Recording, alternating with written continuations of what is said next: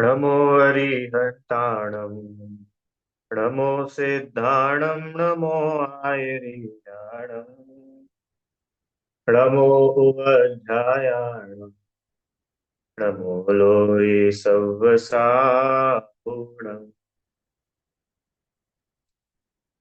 तीन भुवन में सा राग विज्ञानता शिव स्वरूप शिव का नमः त्रियोग समाधि के।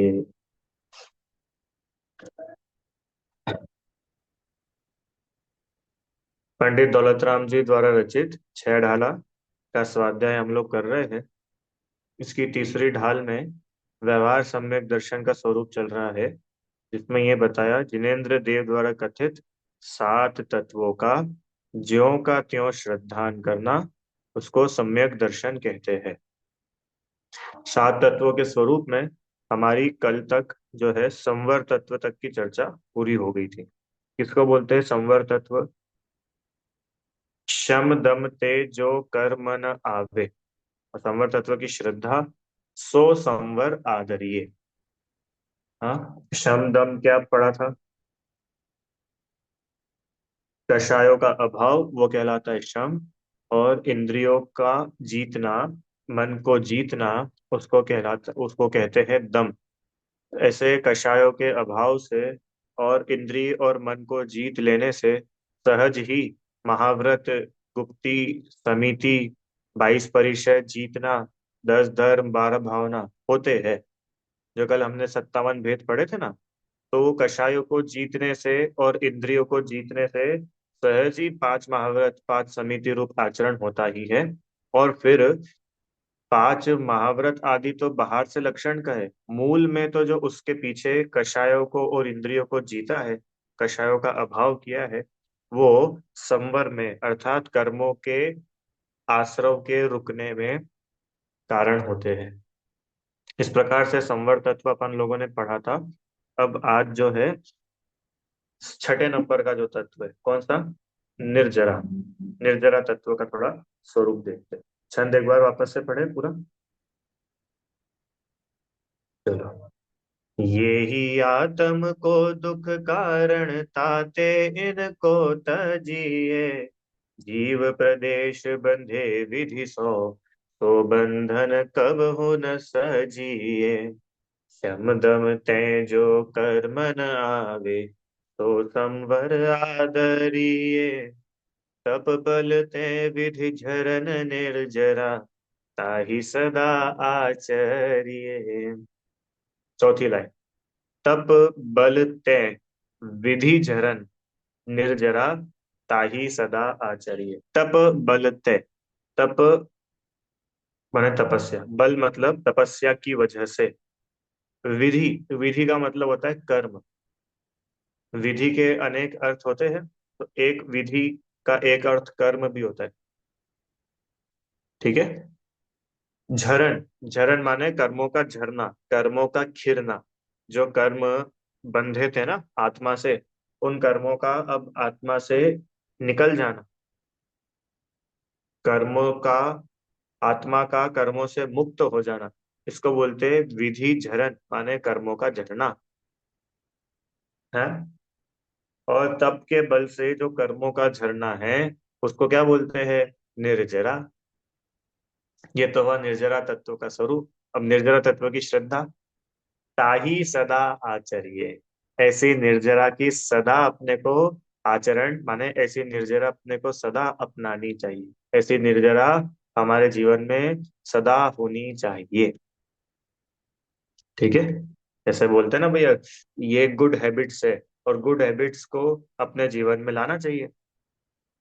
ऐसे ही तपस्या के बल से जो कर्मों का खिरना है उसे निर्जरा कहते हैं। और वो निर्जरा सदा आचरिए, वो निर्जरा हमारे जीवन में होनी चाहिए। ये निर्जर मतलब होनी चाहिए, ऊपर लिखा है संवर आदरिये। इससे ये समझ में आता है कि संवर, निर्जरा और आगे मोक्ष, ये हमारे करने लायक है। और ऊपर जो पढ़ा, ताते इनको तजिए, बंधन कबहू न सजिए, इससे समझ में आता है आश्रव और बंध ये हमारे करने लायक नहीं है, छोड़ने लायक है। तो आश्रव कर्मों का आना, आश्रव तत्व की श्रद्धा छोड़ने लायक, मतलब आश्रव छोड़ने लायक है। बंध कर्मों का आकर बंध जाना, बंध तत्व की श्रद्धा, ये बंध हमारे करने लायक नहीं है। संवर कर्मों का आना रुक जाना, संवर तत्व की श्रद्धा, ऐसी संवर सदा, ऐसे संवर का आदर कर, मतलब संवर होना चाहिए। निर्जरा कर्मों का खिरना, निर्जरा की श्रद्धा, ऐसी निर्जरा करनी चाहिए। ठीक है। दो शब्दों में बोले तो हेय और उपादेय, दो शब्द है। हेय मतलब छोड़ने लायक, और उपादेय मतलब अपनाने लायक, ग्रहण करने लायक। ठीक है। चलो चले आगे।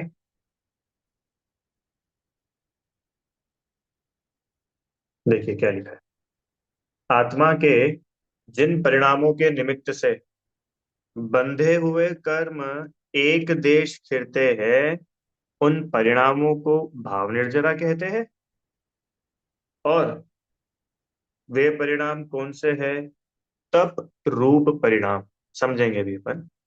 और ये जो तप रूप परिणाम है, इन परिणामों के निमित्त से जो आत्मा से कर्मों का एक देश छूट जाना है, वो द्रव्य निर्जरा। देखिए ये जो द्रव्य और भाव अपन ने पढ़ा ना, ये जो भाव तत्व है, चाहे भाव आश्रव हो, भाव संवर, भाव निर्जरा, भाव मोक्ष, भाव बंध, ये सब जीव के पॉइंट ऑफ व्यू से, माने जीव में मोह राग द्वेष का होना, ये आश्रव भाव, आश्रव। जीव में शुद्ध भावों का होना, भाव संवर। और उन शुद्ध भावों की वजह से कर्मों का आना रुक जाना, कर्मों का आना रुक जाना, तो ये अजीव के एंगल से बात की, कर्म अजीव है। जीव तत्व अजीव तत्व, जीव तत्व के जितने विशेष है वो कहलाते हैं भाव, आश्रव, संवर, निर्जरा, मोक्ष। और अजीव तत्व के जितने विशेष है वे कहलाते हैं द्रव्य, आश्रव, संवर, निर्जरा। ठीक है। ये तो बिल्कुल सामान्य सी बात हुई। अब देखो, एक शब्द यहाँ पर और लिखा है, एक देश। एक देश मतलब होता है थोड़ा, पार्शियल, कुछ। क्योंकि पूरे ही कर्मों का निकल जाना, उसका नाम तो मोक्ष है। निर्जरा किसका नाम है? कि कुछ कर्म निकले हैं, कुछ अभी भी है। जैसे वो एग्जांपल देखा था पानी और नाव वाला, कि पहले वो पानी आ रहा था छेद में से, उस छेद को बंद कर दिया, पैक कर दिया, तो ये तो हुआ संवर कि अब नया पानी नहीं आएगा। अब जितना पानी वो नाव में है, उतना हम बाल्टी से बाहर निकाल रहे हैं। तो अभी पूरा नहीं निकला, अभी थोड़ा ही निकला है, तो वो है निर्जरा। और निर्जरा होते होते होते होते एक समय ऐसा आता है कि संपूर्ण आत्मा कर्मों से मुक्त हो जाता है, पूरी की पूरी नाव पानी से मुक्त हो जाती है, वो है मोक्ष। ठीक है। तो एक देश, दो शब्द आएंगे, एक देश, सर्वदेश। एक देश मतलब पार्शियल, थोड़ा, और सर्वदेश मतलब कंप्लीट। ठीक है। चलो आगे चले। अब देखो कौन से परिणामों की बात है यहाँ पर, वापस से ये समझने की बात है, जो अपन ने इसमें समझा था संवर में, कि संवर, निर्जरा, मोक्ष ये धर्म रूप भाव है। बराबर। तो धर्म रूप भाव है, शुद्ध भाव है, तो ये होंगे भी आत्मा के ही आश्रय से, पर द्रव्यों के आश्रय से नहीं होते हैं।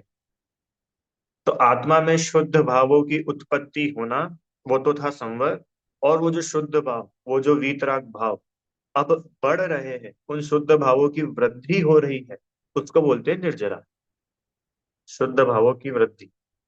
देखो किसमें लिखा है कि आत्मा के जिन परिणामों के निमित्त से बंधे हुए कर्म एक देश खिरते, खिरते मतलब समझ में आ गया ना, कि वो कर्म जो आत्मा से लगे थे अब वो जा रहे हैं, उसको निर्जरा बोलते हैं। तो कौन से है वो परिणाम?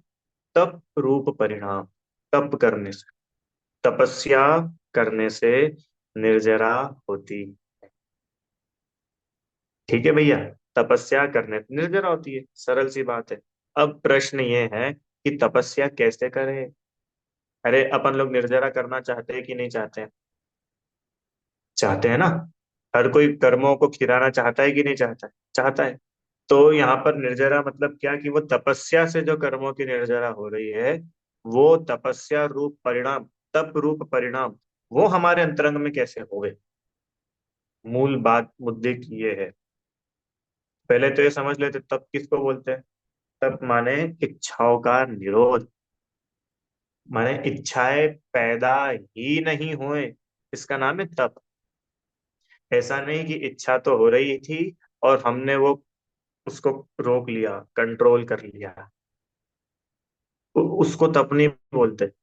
तप मतलब क्या, ठीक है, एक रिस्पेक्ट, एक एंगल से उसको तप बोल भी देते, पर मूल जिससे कर्मों की निर्जरा होती है वो तो क्या है कि इच्छाएं ही पैदा नहीं होना। इतनी गजब बात है। इच्छाएं पैदा होकर के इच्छाओं की पूर्ति करना, एक तो ये। दूसरा, इच्छाएं पैदा हो रही है और उन इच्छाओं की पूर्ति नहीं करना, उन इच्छाओं को दबा देना। दो रिटर्न। और इस दूसरे के भी ऊपर एक तीसरी चीज, इच्छाएं ही पैदा नहीं हो रही है। समझ में आई मतलब, कि कैसे इच्छाएं, मतलब समझ में आता है कि भाई मैंने कोई भी चीज देखी और वो देखते से ही मेरे को इतनी अट्रैक्टिव लगी कि मैं उसकी ओर रीझ गया। यार ये तो अपने को चाहिए, ये तो मिल जाए तो मजा आएगा, ये खाएंगे तो मजा आ जाएगा, कुछ भी। तो अब ये खाएंगे तो मजा आ जाएगा, इच्छा हुई कुछ भी खाने की। अब मैंने अपनी उस इच्छा की पूर्ति के लिए, वो इच्छा को पूरा करने के लिए क्या करा, उसको खा लिया। तो पहला केस तो वो था कि इच्छा हुई और उस इच्छा की पूर्ति कर ली। सेकंड केस, कि भले ही भैया खाने की इच्छा हुई, पर हमने जैसे तैसे करके अपने मन को कंट्रोल करा कि नहीं भी रात में नहीं खाना चाहिए, या बाजार में नहीं खाना, या अष्टमी है आज नहीं खाना। तो दूसरा केस ये कि इच्छा तो हुई थी पर हमने वो इच्छा को पूरा नहीं किया, उस इच्छा को हमने दबा दिया, कंट्रोल कर दिया। दो। तीसरा केस, कि हमने देखा पर हमारी इच्छा ही नहीं हुई। अब वो जो इच्छा ही पैदा ही नहीं हुई, उसको बोलते हैं इच्छा का अभाव, इच्छा निरोध। इस इच्छा निरोध का नाम है तप। अब देखो, पहला वाला जो केस था, कौन सा पहला केस, भैया इच्छा तो पैदा हुई थी और हमने उस इच्छा को पूरा भी कर लिया। तो वो तो अपन में से कोई भी उस केस को तो अच्छा नहीं मानेगा, बराबर। कल्पना आंटी जी, कि भैया हमारी अम, रात में कचौरी खाने की इच्छा हुई थी और हमने इच्छा पूरी कर ली। या रात में ही तो चलो, दिन में भी इच्छा हुई थी और वो इच्छा हमने पूरी कर ली। तो इच्छाओं को पूरा करना ये कोई वीरता तो है नहीं, इतना तो अपन सब लोग समझते हैं ना। तो पहला केस तो आउट ही है। अब दूसरा केस, कि भैया इच्छा हुई थी पर है ना वो इच्छा को हमने पूरा नहीं किया, उस इच्छा को हमने जैसे तैसे करके, हमारा ध्यान डाइवर्ट करके, अथवा किसी के बारे में सोच के विचार करके हमने उस इच्छा का दबा दिया, उस इच्छा को हमने नेग्लेक्ट कर दिया, उस इच्छा को पूरा नहीं किया। अब ये अपने को कैसा लगता है, ये तो अच्छा लगता है ना। अरे, आपको कोई चीज की इच्छा हुई, किसी भी चीज की, खाने की, देखने की, सुनने की, घूमने, पांच इंद्रिय के कोई भी विषय की, और हमने वो काम नहीं किया। इच्छा पैदा हुई थी पर हमने उस इच्छा की पूर्ति नहीं की, तो ये अपने को अच्छा लगता है कि नहीं। अच्छा लगता है ना। अरे वो पहले वाले केस से तो अच्छा ही है। इच्छा पूरी करने से तो अच्छा है कि वो इच्छा को पूरी नहीं की जाए। पर वे बोल रहे हैं कि वो इच्छा पैदा हुई थी और इच्छा को आपने पूरा नहीं किया। वो निर्जरा नहीं है, वो तप नहीं है।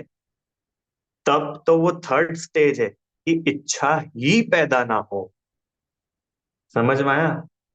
कुछ दिन पहले अपन ने बात की थी उसमें मिथ्या चारित्र में, भूख, भूखे रहने का नाम तो उपवास है ही नहीं। भोजन का विकल्प ही नहीं आना, इसका नाम है उपवास। याद आया, बात की थी ना दूसरी डाल में। भोजन का त्याग करना वो तो बहुत बाहर की चीज है। देखो वापस से, तप, निर्जरा, ये आत्मा में, आत्मा के आश्रय से होते हैं, बाहर से नहीं होते। तो ये समझने की अपने को बहुत आवश्यकता है कि तपस्या के लिए भोजन की जरूरत नहीं है, क्योंकि भोजन अल्टीमेटली पर पदार्थ है, आत्मा के बाहर ही है ना। तपस्या करने के लिए किसकी जरूरत है बोलो, भोजन की, कि भोजन के त्याग की। कि भोजन का त्याग भी अगर हमने बोला तो भी भोजन तो इन्वॉल्व हो ही गया ना। ना सही ग्रहण के फॉर्म में, त्याग के फॉर्म में इन्वॉल्व हुआ। समझ में आ रहा है कि नहीं आपको? हम्म। उपवास।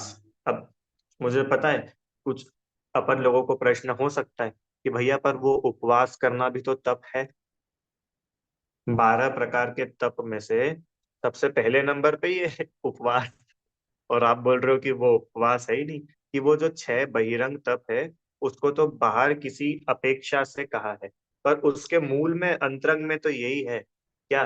देखो तीसरा पॉइंट, आत्मा के अवलंबन के बल से इच्छाओं का रुक जाना। अरे आत्मा इतना रुच रहा है, भोजन की रुचि ही नहीं रही। आत्मा ये हुआ अनशन। आत्मा इतना रुच रहा है कि अब ज्यादा उपयोग बाहर भटक ही नहीं रहा, भूख से कम ही भोजन कर लिया। इसका नाम है उनोदर। समझ में आ रहा है आपको?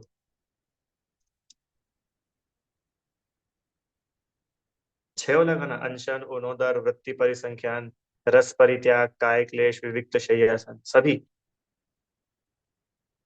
किसको बोलते हैं तब?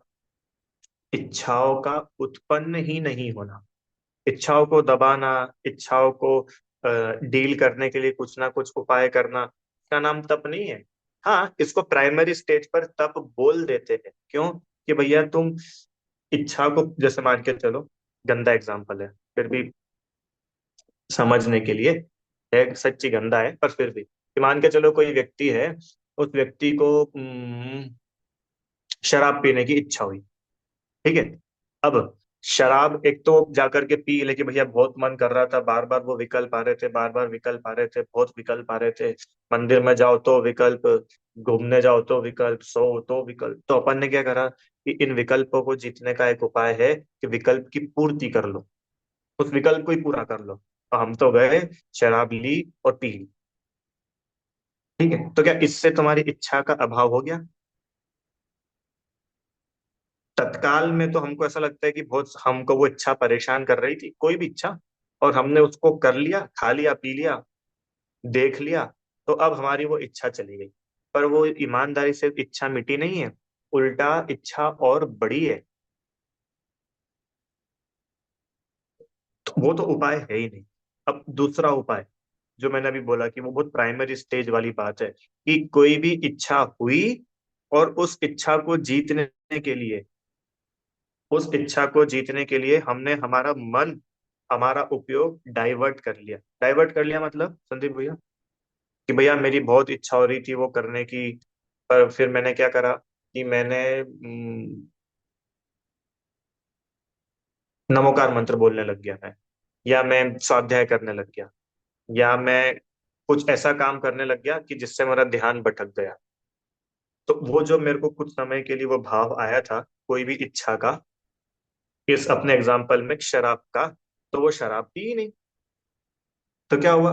ये भी एक उपाय है उस शराब पीने के भाव को जीतने का, पर भैया वो एक प्राइमरी उपाय है। ये प्राइमरी उपाय आपकी इतनी हेल्प करेगा कि वो आपको पाप में जाने से बचाए रखेगा। आपका जो बहुत बड़ा नुकसान हो रहा था, महा नुकसान, उस महा नुकसान से आपको बचा करके जहां आप अभी हो वहां आपको रखेगा। और इतनी हेल्प और कर सकता है कि अगर उस इच्छा की पूर्ति के लिए, पूर्ति ना हो, इसके लिए आप अगर देव शास्त्र गुरु आदि इन अवलंबनों में जुड़े, अपना उपयोग हटा करके, तो इतना होगा कि शायद देव शास्त्र गुरु आदि के निमित्त से आपको आत्मा समझ में आएगा और आपको आत्मलीनता की प्रेरणा मिल सकती है। ये सेकंड वाला उपाय। वो भी कब? जब हम किसी अच्छी चीज का सहारा लेकर के उस इच्छा से बच रहे हैं तो। ठीक है। अब तीसरा केस ये कि असली तप किसको होता है? कि जो ऑलरेडी आत्मा को जानता है, उसके असली तप होता है। क्यों? क्योंकि वही तो आत्मा में लीन होगा। आत्मा को तो जानेगा नहीं तो वो जीव कैसे आत्मा में लीन होगा? अच्छा, जब आत्मा के लीनता ही नहीं है तो फिर आत्मा का अवलंबन कैसे होगा? अभी कल मेरे पास में एक प्रश्न आया, कल नहीं आज सुबह ही आया था, कि हम लोग हमारी भूमिका में रहते हुए संवर कैसे कर सकते हैं।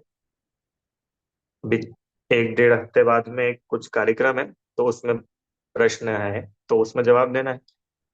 क्या प्रश्न था संदीप भैया? कि हम हमारी भूमिका में रहते रहते संवर निर्जरा कैसे कर सकते हैं, क्योंकि हर कोई चाहता ही है। अपन लोग चाहते हैं कि नहीं संवर निर्जरा हो? चाहते हैं ना? ये कैसे कर सकते हैं? क्या उत्तर हो सकता है इसके लिए? आत्मा। अपनी भूमिका में सबसे पहले ही काम है आत्मा को जानना। और क्या है बताओ अपनी भूमिका, और क्या है? अपनी भूमिका मतलब अपन अपने केस की बात करें, भाई हम गृहस्थ है, घर गृहस्थी वाले, काम धंधे वाले, दुकानदारी वाले हैं। घर का देखना है, चौका देखना है, बच्चों को देखना है, परिवार को देखना है। ये अपनी भूमिका है, ये अपना बैकग्राउंड है। अब इस बैकग्राउंड में रहते रहते मैं संवर कैसे करूं? क्योंकि संवर मतलब तो आपने बताया था शम दम, कषायों का अभाव और इंद्रियों को जीतना। तो मैं अपनी भूमिका में रहते रहते कषायों का कैसे अभाव करूं? मैं अपनी भूमिका में रहते रहते इंद्रियों को कैसे जीतूं? तो ओनली वन आंसर, आत्मा को जानकर। क्योंकि अपनी भूमिका ही अभी वो है जहां हम आत्मा को जानते नहीं है। तो जो पहला काम है वो करेंगे। हाँ। अब आत्मा को जान लिया है, अब आगे क्या है? तो कल बात की थी। फिर आगे अणुव्रत है, महाव्रत है, समिति है, 12 भावना है, 22 परिचय है। ये है। समझ में आया कि नहीं? तो आत्मा के अवलंबन से इच्छाओं का रुकना। संदीप भैया, आत्मा के अवलंबन के बल से इच्छाएं रुकती है। अब ये बड़ी समझने की चीज है। जैसे अपने को कोई भी चीज की इच्छा हुई, मानो कोई भी चीज की इच्छा हुई, तो हम झट से क्या करते हैं? उस इच्छा की पूर्ति में लग जाते हैं। कोई भी चीज की इच्छा हुई, मान के चलो मूवी देखने की इच्छा हुई। इच्छा हुई, मूवी चालू कर ली मोबाइल में। इच्छा हुई और यूट्यूब पे वीडियो चालू कर लिया। तो वो तो इच्छा की पूर्ति कर रहे हैं ना अपन। इच्छाओं का अभाव कहाँ कर रहे हैं? अब इच्छाओं के अभाव करने का नाम तो तप है। तो तप तो हो नहीं रहा है। और तप नहीं हो रहा है तो वो निर्जरा भी नहीं हो रही। तो प्रश्न, ये इच्छाओं का अभाव कैसे होगा? कैसे होगा? कि तुम तो एक काम करना, जब भी मूवी देखने की इच्छा हो ना, तो तुम जिनवाणी चैनल खोल लेना। क्यों? मूवी देख के तो पाप लगेगा। जिनवाणी चैनल खुलेगा, सामने प्रवचन आएंगे, कहीं के तीर्थ क्षेत्र के भगवान के अभिषेक दिखेंगे। तो क्या होगा? कि फिर पाप नहीं लगेगा। कि भैया ठीक है, पाप नहीं लगेगा, पर ये बताओ इच्छाएं जीत पाएंगे कि नहीं? आपको समझ में आ रहा है कि नहीं आ रहा है? इच्छाओं को जीतने के लिए, इच्छा है माने अशुभ उपयोग, उस अशुभ उपयोग को जीतने के लिए शुभोपयोग is not the correct solution. शुभोपयोग टेम्पररी सॉल्यूशन हो सकता है, पर परमानेंट सॉल्यूशन क्या है? वही शुद्धोपयोग, शुद्ध भाव। देखो यहां पर भी वही बात लिखी। तप बल ते विधि झरण निर्जरा। तप किसको बोलते हैं? कि भैया आत्मा इतना पूरा है कि आत्मा में किसी पर पदार्थ की जरूरत ही नहीं है। अच्छा, अब जब मुझ पूर्ण आत्मा में किसी पर पदार्थ की, पर द्रव्य की जरूरत ही नहीं है, तो अब उस पर द्रव्य की और जो अट्रैक्शन था, उस पर द्रव्य की जितनी इच्छा थी, चाहत थी, वो इच्छा मिट तो गई। समझ में आया?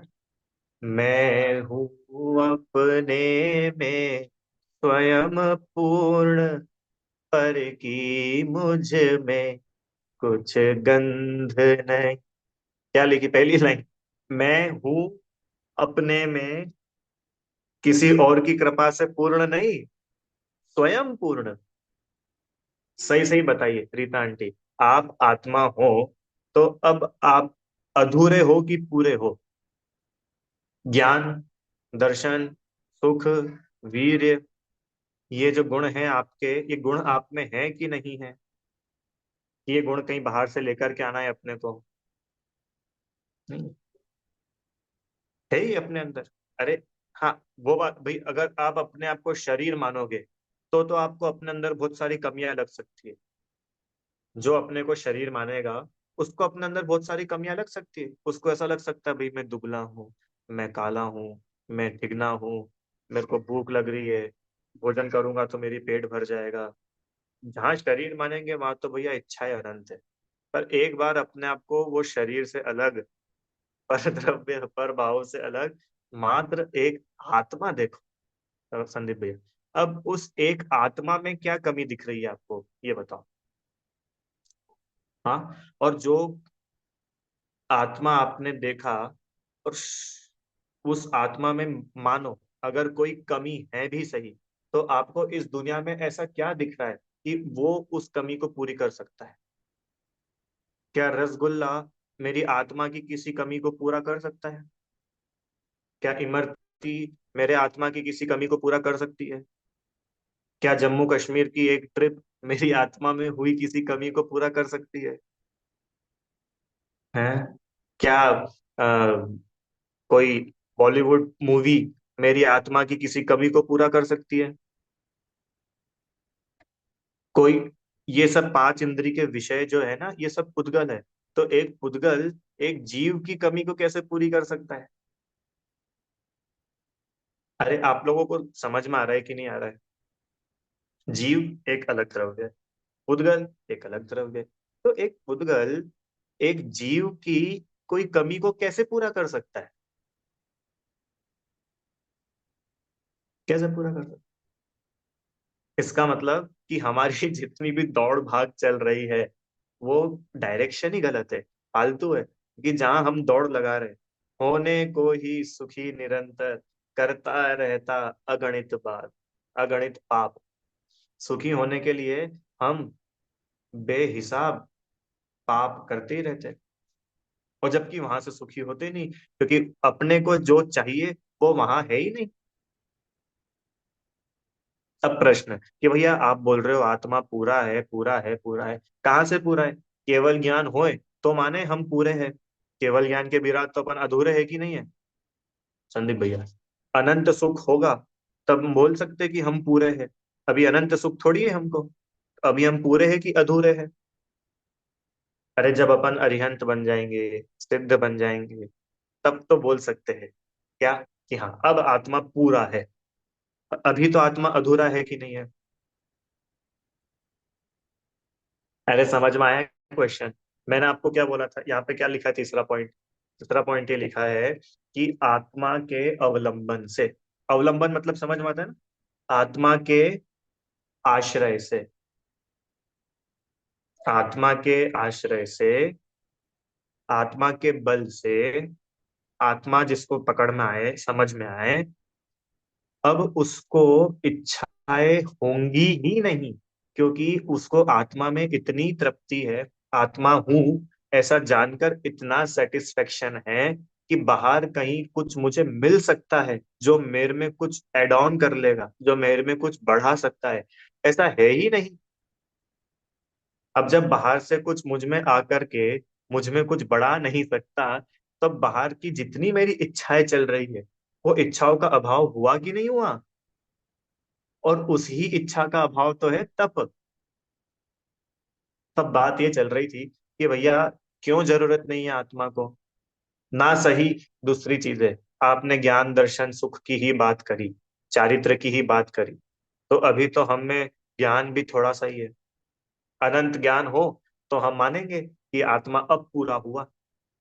अनंत सुख हो जाएगा जिस दिन, रीता आंटी, उस दिन हम मान लेंगे कि हाँ अब मेरा आत्मा पूरा हुआ। क्यों संदीप भैया? अपना आत्मा अधूरा है और महावीर भगवान का आत्मा पूरा है। सही बात है कि नहीं? अरे अपन लोग संसारी है, वे मुक्त है, उनका आत्मा तो पूरा है, और अपना आत्मा, अपना अधूरा है। तो अब इस अधूरे आत्मा को पूरा करने के लिए तो मेरे को कुछ करना पड़ेगा ना। समझ में आ रहा है क्या? ठीक है, इतना समझ में आया तो अब अपन इसके आगे चलेंगे। चलो, अब इसके लिए उदाहरण। हीरा देखा है, हीरा, डायमंड देखा है? रियल में, रियल में देखा है, रियल में? ठीक है। रियल में तो रियल में जो अब देखते हैं अपन, जो वो ज्वेलर की, सुनार की, ज्वेलरी वाले की दुकान पे रहता है, वो कैसा दिखता है? एकदम फाइन, सुंदर, चमकीला दिखता है कि नहीं दिखता है ऐसा? तो आप बोलते क्या ये बिल्कुल एकदम एक नंबर चीज है। हाँ। अच्छा, वो हीरा कहाँ से आता है? कहाँ से आता है वो हीरा? खदान में से। तो वो खदान में जो वो हीरा है,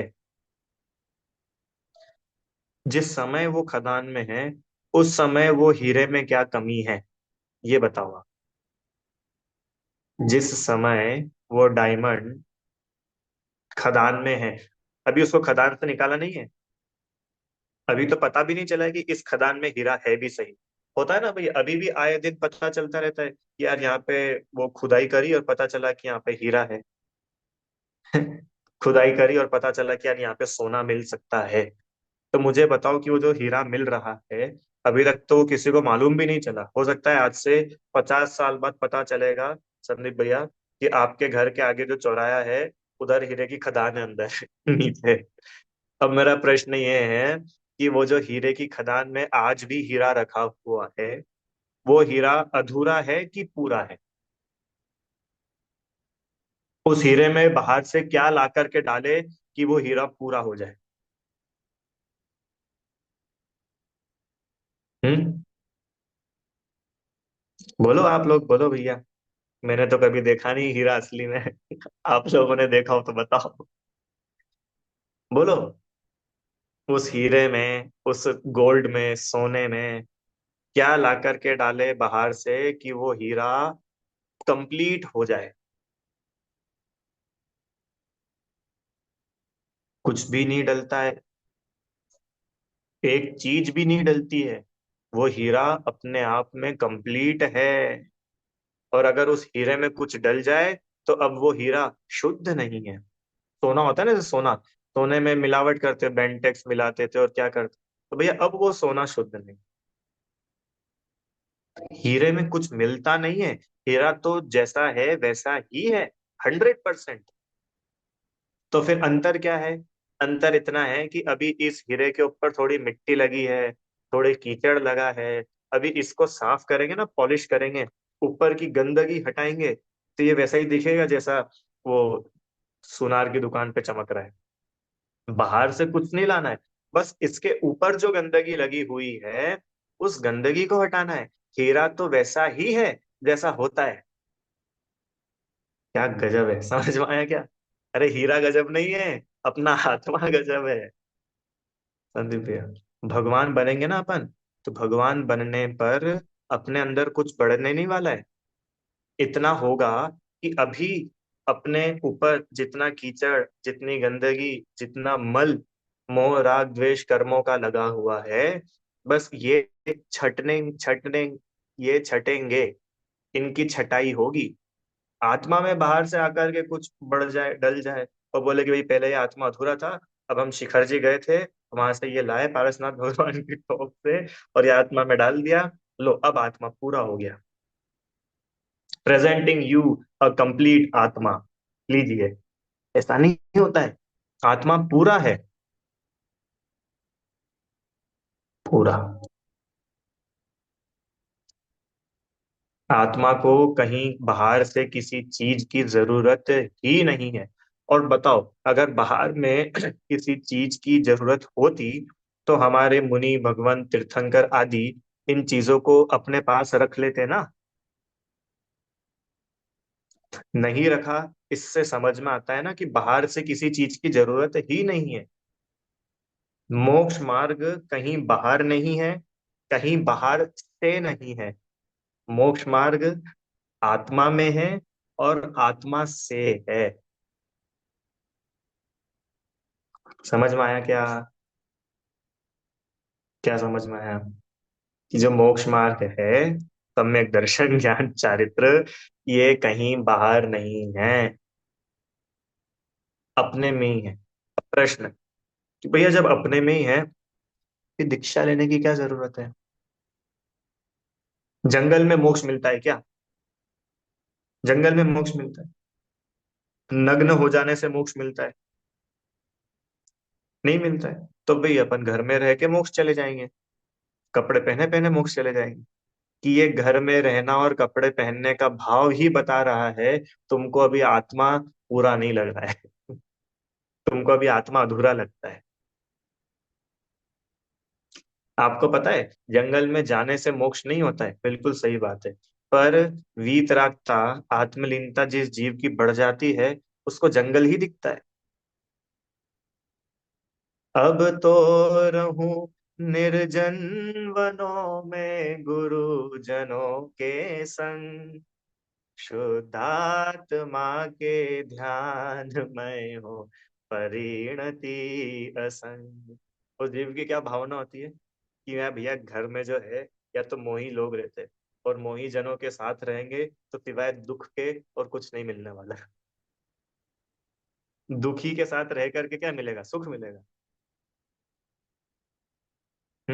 कल्पना आंटी, मैं बहुत ज्यादा दुखी हूँ, तो आप मेरे पास में आओ कोई, तो मैं आपको क्या दे सकता हूँ अपनी साइड से, जो मेरे पास होगा वही तो दूंगा, तो मेरे पास तो दुख के सिवाय कुछ है नहीं। ऐसे ही जो मोही जीव है, संसारी जीव है, इनके पास सिवाय दुख के कुछ मिलेगा ही नहीं। और जो वी वैरागी जीव है, जिसको आत्मा रुचा है, आत्मा अच्छा लगा है, अब वो यहाँ क्यों रहेगा, वो तो वन में रहेगा, गुरुजनों के संग रहेगा, जहाँ निरंतर उसको मोक्ष मार्ग की प्रेरणा मिलेगी, और उसको विश्वास है कि ये गुरुजन, आचार्य महाराज, ये मेरे को भगवान बनाएंगे, और ये घर वाले, ये मेरे को संसार में डुबाएंगे। समझ में आया? पता है आपको, तप करना नहीं पड़ता है, तप सहज होता है। सहज होता है मतलब, तप कोई, चलो आज मैं तप करूंगा, आज मैं तप करूंगा, ऐसे करने वाले को तप नहीं होता है। अरे तप बिल्कुल नेचुरल होता है। नेचुरल मतलब मुझे आत्मा हूँ ये समझ में आया। अब जैसे समझ में आया, समय समय समय बढ़ते बढ़ते बढ़ते वीतरागता बढ़ती जाती है।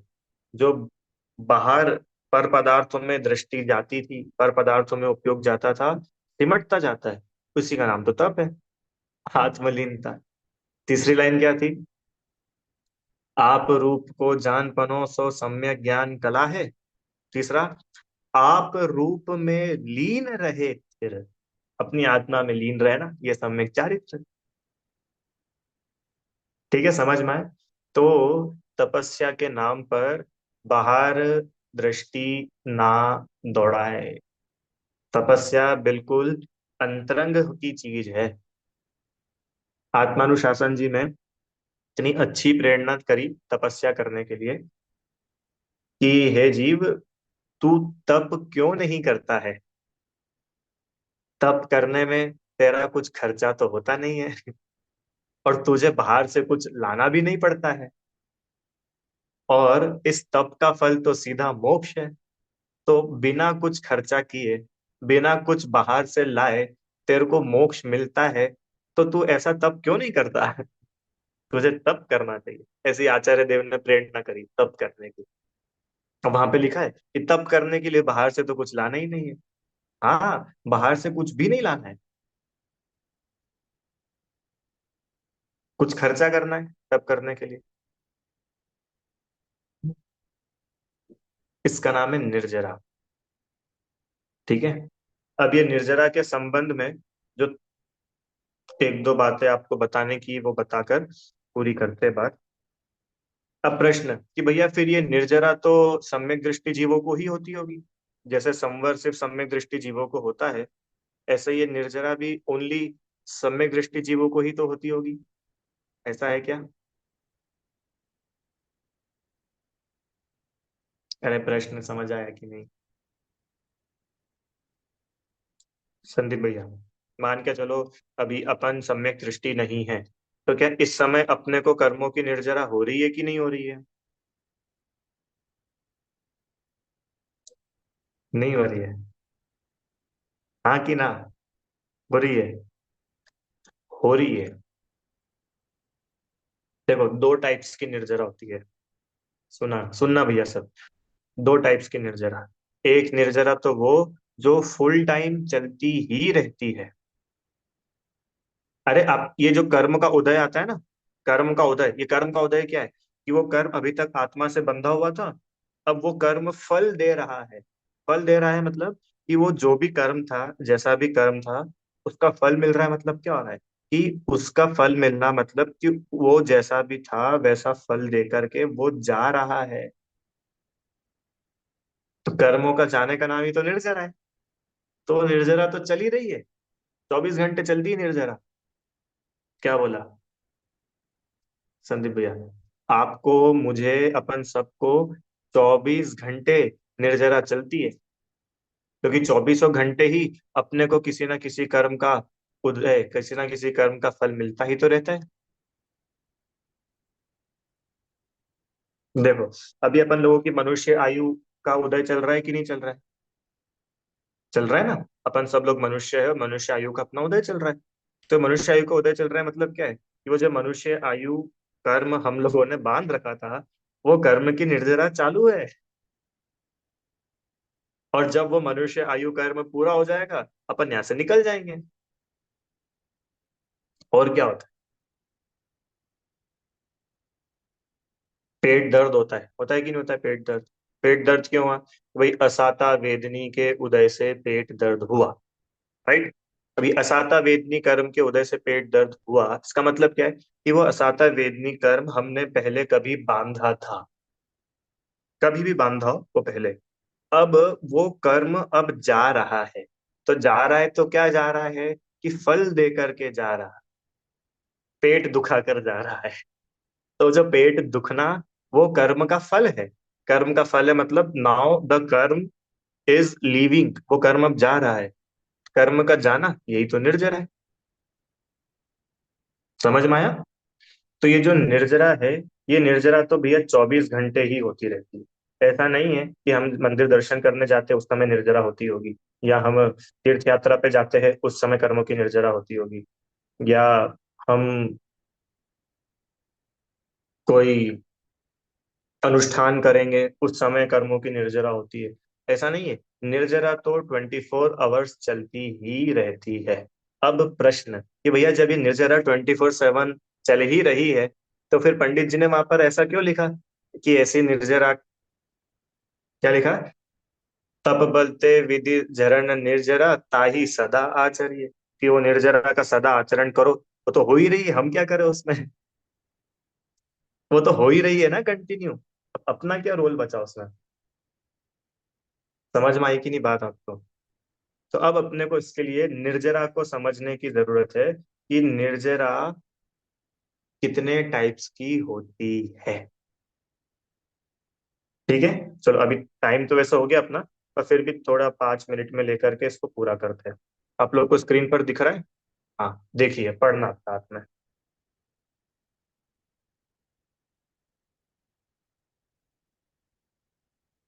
हम्म,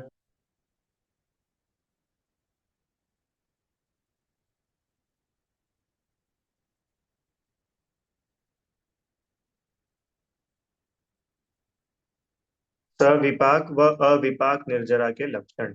देखिए क्या लिखा है। ये जो निर्जरा है, ये निर्जरा दो टाइप्स की होती है। सविपाक निर्जरा, अविपाक निर्जरा। विपाक मतलब होता है फल।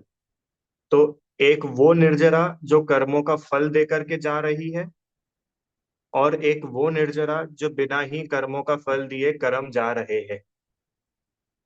अब आप ही बताओ चलो, संदीप भैया, इन दोनों में से कौन सी अच्छी है? सविपाक अच्छी है कि अविपाक अच्छी है? अविपाक अच्छी है कि भाई वो कर्म बांधा था, उसका फल ही नहीं मिल रहा है, वो जा रही है, तो बढ़िया बात है ये तो। और सविपाक में तो क्या है कि वो बांधा था तो भैया फल तो देगी ही सही, और जाए तो क्या काम की ऐसी वो निर्जरा। देखो क्या लिखा है।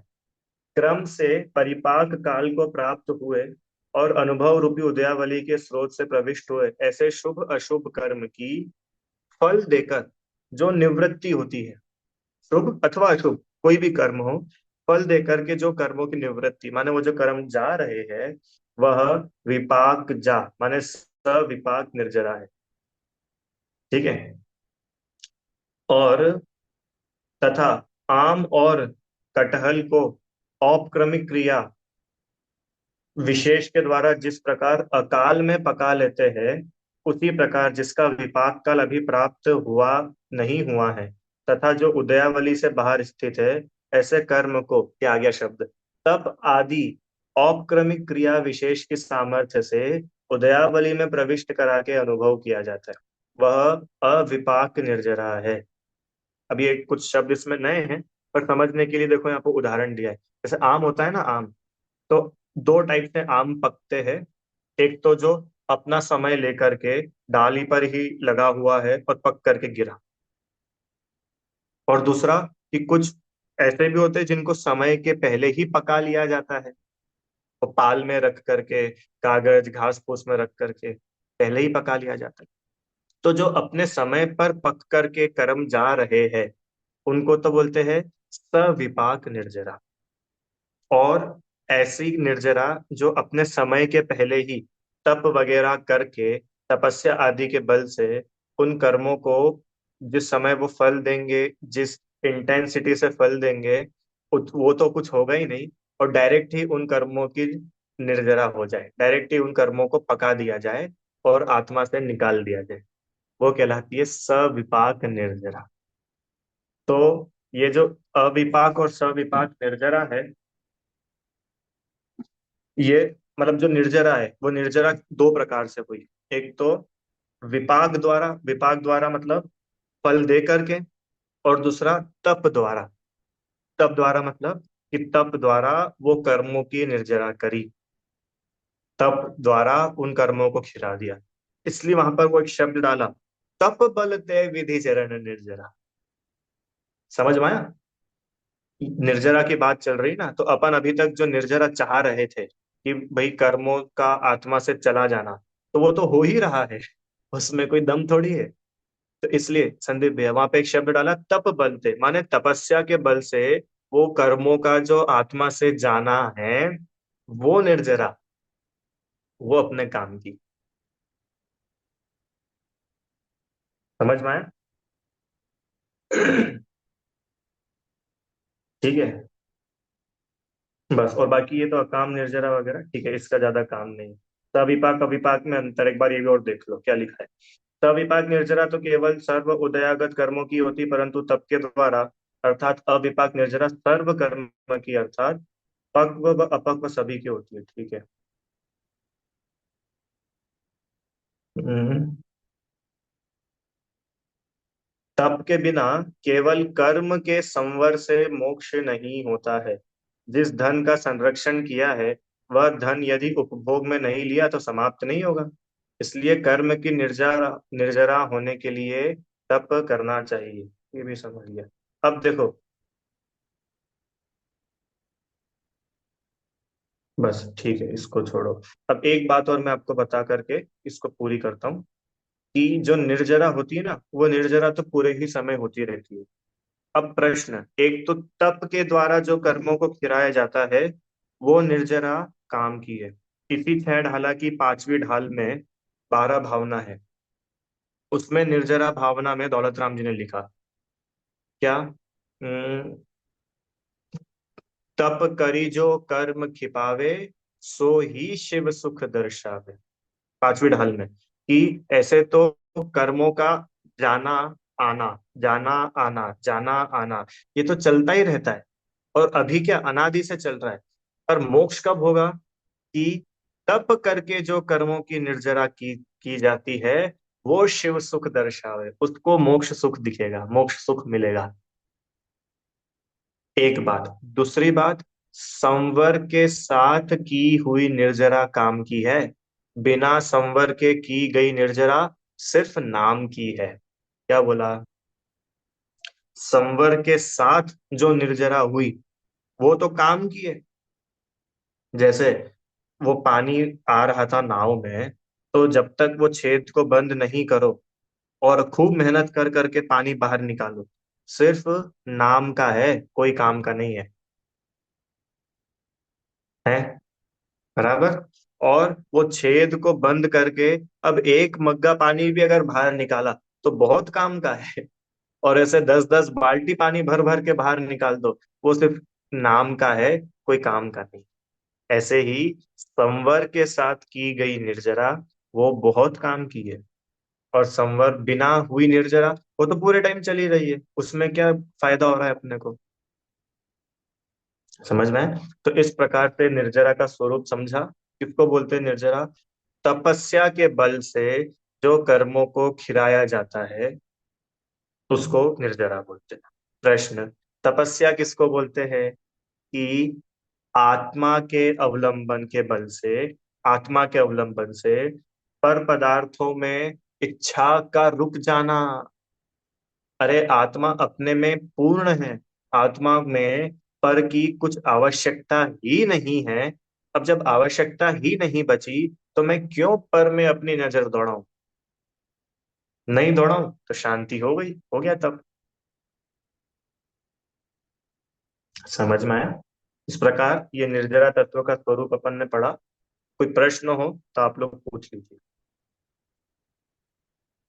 समझ में आ रहा है कि नहीं भाई, सात तत्व सबको है? आ रहा है?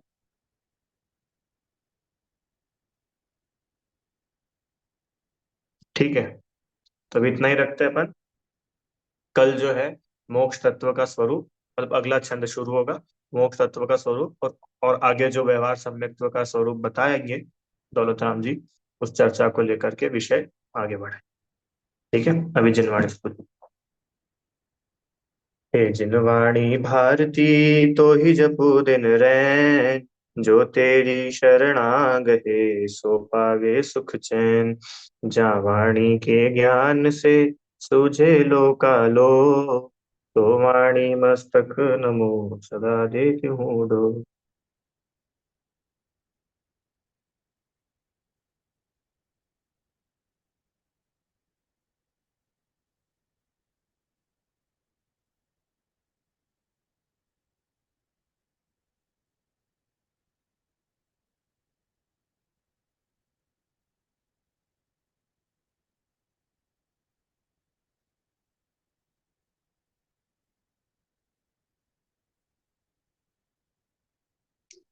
एक बात तो अपन ने पढ़ी ली अभी कि वो जो बाहरी व्यवहार, बाह्य तप है, वो बाह्य तप भी कैसे कर्मों की निर्जरा का कारण बनता है। उपवास, अनशन आदि जो है वो कैसे निर्जरा का कारण बनता है? कि इन तप आदि से आत्मलीनता विशेष बढ़ती है। तो ज्यो ज्यो आत्मलीनता बढ़ती है, त्यों त्यों तप बढ़ता जाता है। उपवास करने का नाम तप नहीं है, उपवास करके आत्मलीनता बढ़ाए उसका नाम तप है। क्योंकि जिसको हम और आप सब सामान्य रूप से उपवास समझते हैं, वो तो क्या है, भैया भोजन नहीं किया, आज इनका उपवास है, आज ये भोजन नहीं करेंगे। तो भोजन नहीं करने का नाम तप नहीं था। भोजन नहीं किया, क्यों नहीं किया? कि आत्मा में भोजन की आवश्यकता ही नहीं लगती है, आत्मलीनता बढ़ती है, इसका नाम था तप। ठीक है, अगर इसको सिर्फ भोजन के त्याग करने को आप तप बोल देंगे तो सबसे बड़े तपस्वी तो नारकी हो जाएंगे, क्योंकि वो तो लाखों करोड़ों अरबों खरबों सागरों की आयु तक भोजन नहीं करते, वो तपस्वी हो जाएंगे। और नारकी क्यों, फिर तो देव भी तपस्वी हो जाएंगे। देव को तो कितने कितने लंबे लंबे समय में भोजन, उनको तो चलो भोजन का विकल्प भी नहीं आता। ठीक। एक और गजब बात देखो, भोजन के विकल्प नहीं आने का नाम अकेला तप नहीं है। भोजन का विकल्प तो देवों को भी पता है, सागरों की आयु रहती है, हजारों लाखों करोड़ों वर्षों में एक बार आता है। ऐसा थोड़ी कि रोज रोज देवों को भोजन का विकल्प आता और वो अमृत झरता होगा संदीप भैया। हजारों लाखों वर्षों में एक बार देव को भोजन का विकल्प आता है और वो तृप्ति हो जाती है। तो उसको तो भोजन का विकल्प ही नहीं आ रहा है, तो क्या उसको तप हो रहा है क्या देव को? नहीं। क्यों? तब भोजन का विकल्प नहीं आना अकेला नहीं है। क्यों भोजन का विकल्प नहीं आया? क्योंकि आत्मलीनता है। अब वो अंतर समझ में आ रहा है? एक तरफ नारकी जो कभी भोजन करता ही नहीं है, पूरे टाइम भोजन की इच्छा चल रही है। दूसरी तरफ देव जिसको भोजन की इच्छा ही नहीं है, और दोनों को ही तप नहीं हो रहा है। नरक में भी तप नहीं है, स्वर्गों में भी तप नहीं है, मनुष्यों के तप है। कैसे है तप? कि भोजन का विकल्प ही नहीं आवे, भोजन ना करे, इसके पहले एक चीज और है, वो है आत्मा को जानकर भोजन आदि का विकल्प ना आए और भोजन आदि का बुद्धिपूर्वक त्याग कर देवे कि भैया भोजन की आवश्यकता ही नहीं, त्याग है क्यों, आत्मा को भोजन की जरूरत ही नहीं, तब है। समझ में आ रहा है आपको? इसलिए नरक और देव इन दो गतियों में तप होता ही नहीं है। तिर्यंचों को एक देश तप होता है, तब भी क्या, अणुव्रत आदि जो होते हैं कुछ वो होते हैं, एक देश चारित्र होता है तिर्यंचों में, मनुष्य में होता है संपूर्ण रूप से। ठीक है, तो बहिरंग तप कैसे हेल्पफुल है? बहिरंग तप ऐसे हेल्पफुल है कि इच्छाओं का उत्पन्न नहीं होना और बाहर में वो काम होना, इसके लिए वो सारी बातें बताई, और वो इच्छाओं को उत्पन्न नहीं होना ही तप है, और इस तप से होती है निर्जरा। ठीक है, ये पूरी की पूरी चेन अपने को समझने की जरूरत है। ठीक है, जय जिनेन्द्र।